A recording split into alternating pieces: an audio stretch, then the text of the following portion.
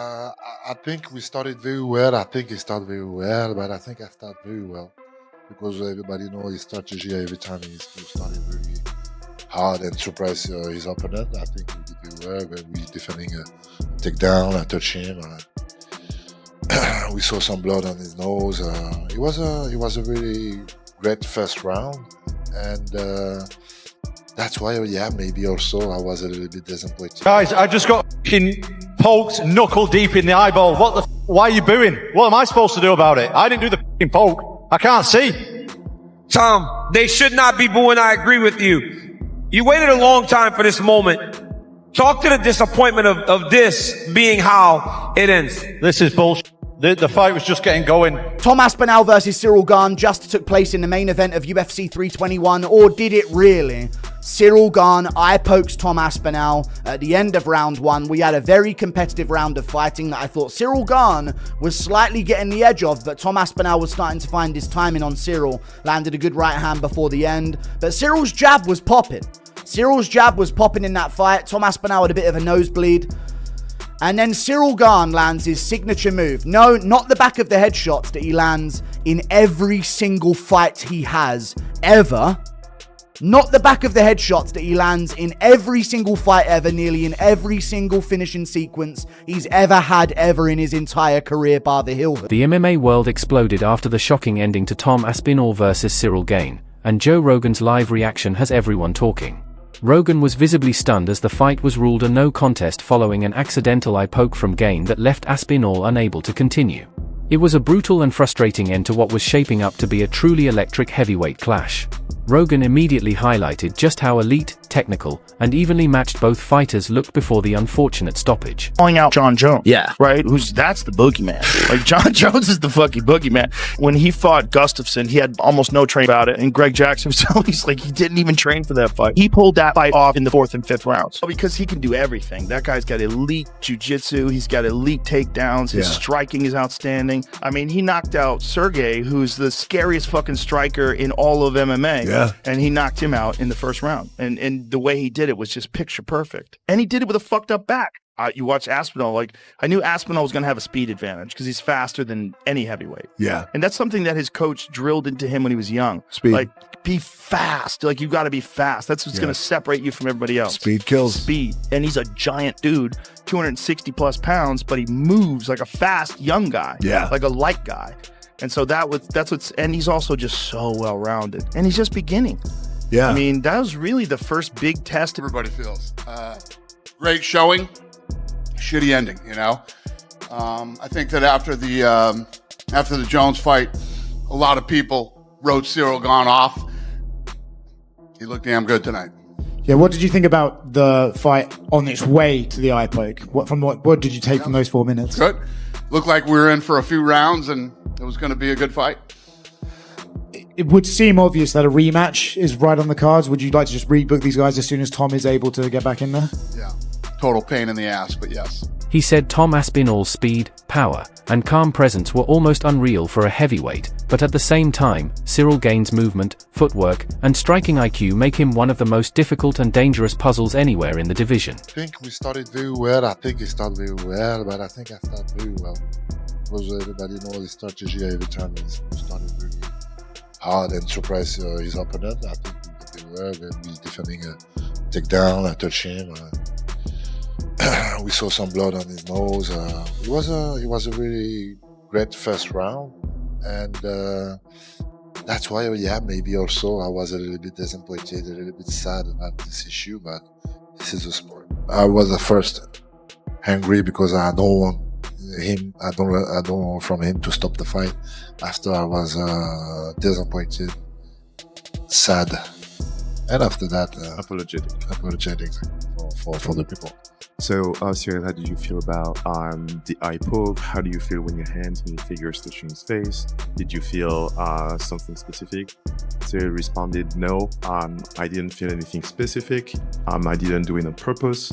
And I know what it is to have an eye poke because when I fought Derek Lewis, I got an eye poke and I was seeing two Derek Lewis for a full round. So I know how it is. And during that is what the debut of the run, and the rest of the run And so the two territories. So I'm not gonna say yeah, he's a liar. Ciryl Gane is a fantastic striker. I mean, he's one of the most beautiful strikers in the heavyweight division. He does wild stuff. You ever see how he throws that front kick from a side stance? And he throws it like a twisting kick. He stands like southpaw, right? And he bobs around like this. And he's totally sideways. Thing where he stands sideways. And instead of the front kick going like this, like straight out, the front kick goes like this. So I know. Okay, I see what you're saying. Yeah. So his knee when he lands is almost like sideways. Honestly though, stop arguing. He got eye poked and then Gane pushed his fingers into both of his eyes at once. Let's just call it what it is. I'm being real now.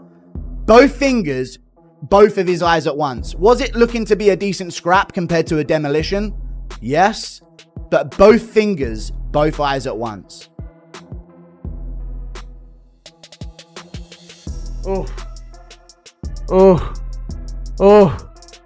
Gane was winning the round. No, he wasn't even winning the round. He just had a bloody nose. Other than that, Tom was landing all the better shots. And I'll do a full recap on this. I'm bringing back the second channel. 40k viewers. Oh my God. Dude, Tom, that's clear. That's clear. People are going to fucking cry about that. Keep your fucking fingers to yourself, Ciryl Gane. What the fuck are you doing? Raking both in both eyes at once in round one. Not all Brits built like Bisping. I mean, he had one going into it. Fuck that, we ain't excusing Tom. Had to rag his eye. Can't see. 30 seconds to the ref. Dude, if he can't see, he can't see. So he wants a cloth to clear stuff out. Thanks a lot, Tom. Well, Gane ruined another title fight. There you go. That's not cope, dude. It's not cope at all. The commentary's acting like Gane was dominating. Dude, Tom landed the better shots early in that round. Rogan explained this was never going to be a walk in the park for either man. Tom Aspinall has been steamrolling everyone in his path, making elite heavyweights look ordinary. But Gane is different. Rogan and Daniel Cormier both stressed that if Tom chose to trade shots with Ciryl, going toe-to-toe in the pocket, it would always be a major risk. Cyryl's timing, precision, and ability to slip and counter make him extremely dangerous. And that's exactly what we saw before the freak accident. The opening moments were tense, with both fighters reading each other, feinting, and testing range. Then, in a split second, Gane's jab went wrong, and his fingers caught Aspinall directly in the eye. Well, first of all, thank you so much for stopping by. Super difficult moment. Can I get your immediate reaction, please? I don't know exactly. Just disappointed. We put a lot of energy, like I say. And I'm just sorry because at first for me, but also for the people, for Aspinall, for everybody. This is the law of this sport. Sometimes this happening. I remember this happening also for myself. It's like that. It's like that. It's like that. For people that didn't see the build-up to this fight, all the programs, etc., can you just let people know the kind of investment and the commitment you made to preparing for this fight? Yeah, that's why I'm a little bit disappointed because of the energy, the sacrifice, all of this, and unfortunately, this happening. If there are not issue, he win or I win, like okay, this is but like that, no, I'm not happy about this. You did have 3 minutes or so in the Octagon with Tom Aspinall, caused some damage. You know, from your thoughts, you've been in there, you felt him a little bit. Like, what did you learn? It was beautiful. It was a beautiful fight. This is exactly what I expected from Tom. Exactly what I expected for myself. Also, we did very well. I think I'm gonna watch that. But yeah. No, not that one. The eye poke that he always goes for in fights. Most of the time he lands this in every single one of his fights, bar a couple of them maybe, but typically Ciryl Gane does get off at least a few eye pokes, just like his teammate Dasanina Mavov, and he landed it.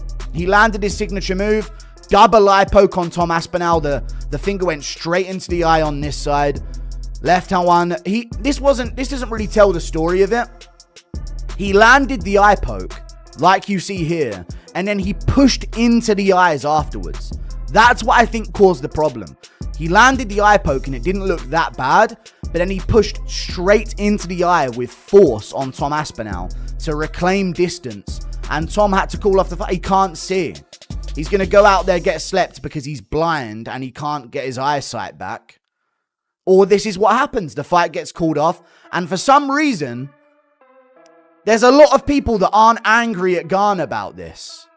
Even though he's one of the dirtiest fighters in the sport, there's a ton of people talking about how Gane was piecing him up, destroying him. They're talking about this like it was a 10-8 round before Ciryl Gane landed the eye poke. This was a very competitive fight. Tom Aspinall immediately backed away, clutching his face, and after a few agonizing moments, the doctor waved the fight off. Joe Rogan looked visibly heartbroken, not because the call was wrong, but because the fight had so much promise.